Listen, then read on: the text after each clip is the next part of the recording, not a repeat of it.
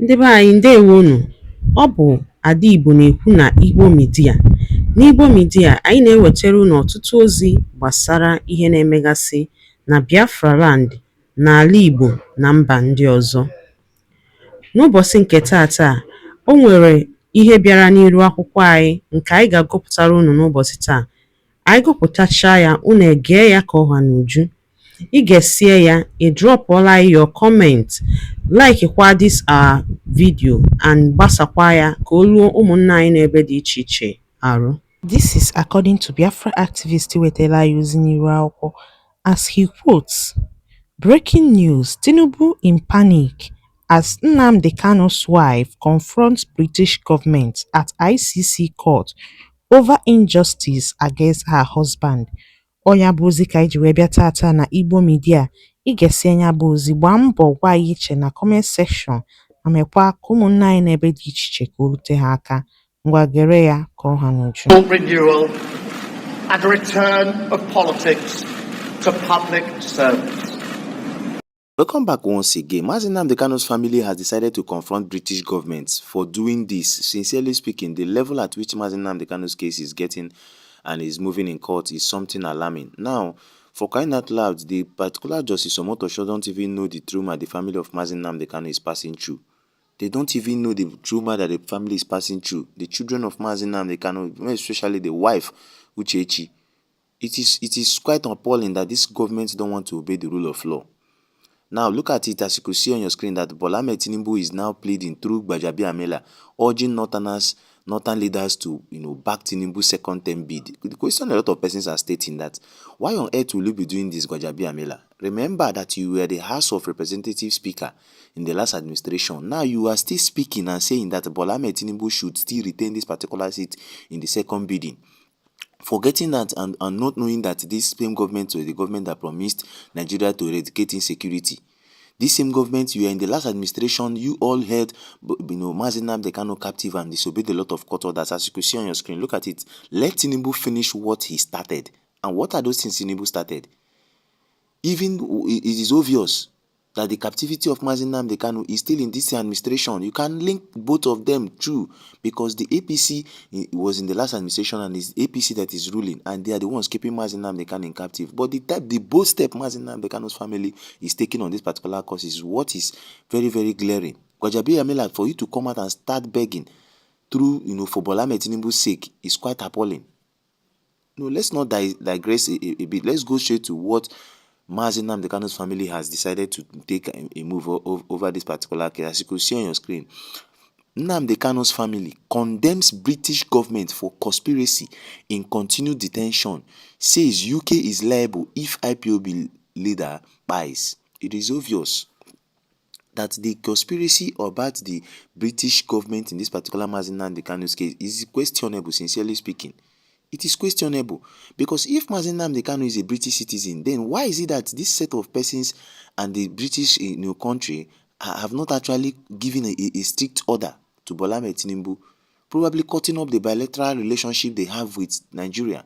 In full details, the family of Nnamdi Kanu, the 10th leader of indigenous people of Biafra, IPOB, has accused the British government of complicity in his legal detention and trial in Nigeria. In a statement signed by Prince Emmanuel Kanu, the family spokesperson, on Sunday, they expressed their sorrow and frustration over Britain's role in Nnamdi Kanu's audio.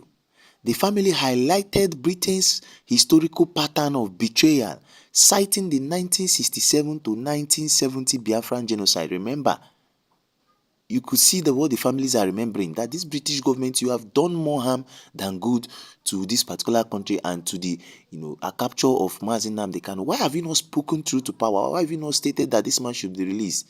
For crying out loud, you have a lot of things to do. If they fail to release Nnamdi Kanu, you could cut up the bilateral relationship. The family went further to state, we are British arms. We are supplied to Nigeria. Remember at 1967 to 1970, during the Biafran genocide, British arms were supplied to Nigeria, resulting to the buying of over 5 million Biafrans. You could see the ordeal. So when a lot of persons are stating that this British government are actually, they know reasons why Nnamdi Kanu is still kept in detention, you begin to see clear notice about that. The United Kingdom has never stopped buying Biafrans. Only the methods have changed, the statement reads. He said that in 2021, they supplied the silence and allowed their citizens to be kidnapped and tortured. What exactly did the Igbo people do to Britain to deserve this generational hatred? It is our resilience, our enterprise, or our refusal to bow to colonial structures masquerading as post-colonial governments.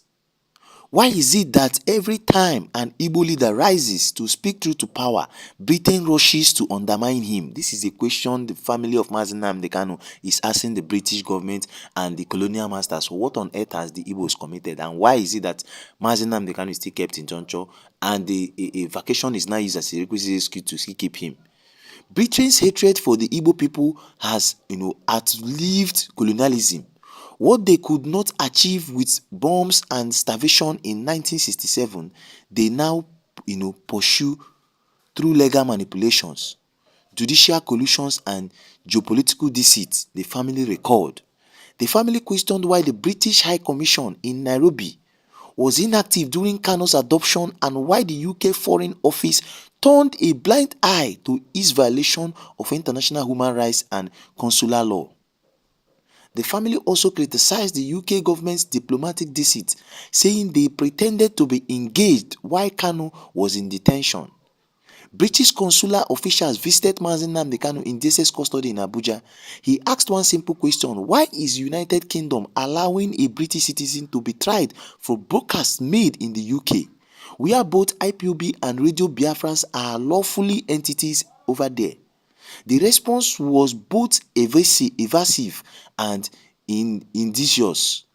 We will get back to you, but they never did. This is the statement and the reply when British government, when they visited Nnamdi Kanu and they were asked, they said they will get back to the family and the release of Nnamdi Kanu, but they never did up to as we speak now. The family went for that. The family demanded that UK should publicly accept responsibility for complicity in the illegal detention of Nnamdi Kanu. The family added, instead, within 4 days of that meeting, Nigeria's then Attorney General Abubakar Malami quietly amended the charges against Nnamdi Kanu, removing London, United Kingdom as the alleged location of the offences. The only logical interference is that the British authorities either advised Nigeria to do this or consented to a cover-up to evade the UK's own judicial responsibilities. Do you see the caption that what happened here? The then Attorney General of the Federation, being Malami, quietly removed that particular charges where UK government and London is prescribed under the charges leveled against Nnamdi Kanu, so that it will not indict the UK and the British government. What does that tell you? This clearly shows that there are a lot of conspiracy under this Nnamdi Kanu's case. Now, the bold step the Nnamdi Kanu's family has taken upon this particular matter is ideal. Furthermore, despite IPOB's legal status in the UK and the total absence of any UK court order outlawing its activities, the British government has continually refused to challenge the unlawful prosecution of Nnamdi Kanu in Nigeria. The question is why? Because why? Because they know what every international legal scholar knows, that the alleged offences occurred outside Nigeria territory, that the primary jurisdiction lies in the UK, not Nigeria, that the jurisdiction violates the UK's own Extradition Act, the Commonwealth Mutual Assistance Treaty, and all norms of international laws. Yet, when the question was asked of the British Foreign Office, why won't you demand that your own citizen be returned to either the UK or Kenya, where he was adopted, they offered the most cowardly response. Imagine, we cannot interfere in the Nigerian trial. This is the reply they gave when this question was asked. This is not just false, it is a betrayal. The UK government has, in fact, intervened constantly by suppressing evidences, shielding Nigerian impunity, and erasing its own culpability from the chain of events that led to Nnamdi Kanu's ongoing ordeal. And the statement reads, it is not made in anger, it is made in defiance. We defy the centuries of British deception in Africa. We defy the silence that enables crimes against our people. And we defy the notion that a British citizen can be adopted, tortured, and tried abroad without the UK lifting a finger. If the Britain cannot protect its own citizen, then it should admit publicly that some British citizens are more equal than others. Let the world judge. Sincerely speaking, this is exactly the message that the family has sent. That if anything happens to their brother, Nnamdi Kanu, Nnamdi Kanu family will hold the United Kingdom responsible, not because they failed to act, but because they choose to act on the side of evil.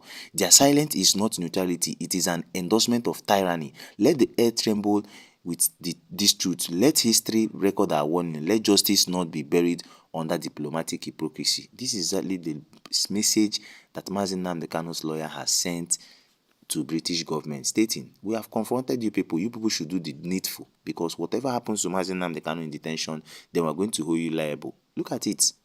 And when you see all these things, you will now look at Gwajabiamila begging for Bola Ahmed Tinubu's second term in office, for crying out loud, who is deceiving who in this particular country? And why is it that the British government has not come out to state the truth to power? What are they shielding? That is the question a lot of persons are asking. That what are they shielding, for crying out loud?